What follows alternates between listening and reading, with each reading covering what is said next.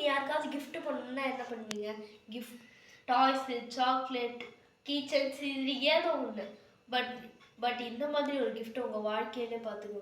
1921 நெல்லிஸ் போர் அப்படின்ற ஒரு சயின்டிஸ்ட்டுக்கு ஒருத்தர் gift பண்ணான்னு அந்த ஊரில் இருக்க எல்லாருக்குமே நெல்லிஸ் போர் பிடிக்கும். ஏன்னா ஸ்ட்ரக்சர் ஆஃப் ஆட்டமை கண்டுபிடிச்சதுனால சயின்ஸில் அவங்களுக்கு நோபல் ப்ரைஸ் கொடுத்துருக்காங்க.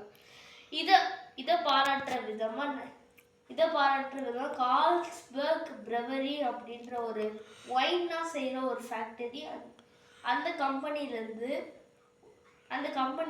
கிஃப்ட் அனுப்புகிறாங்க.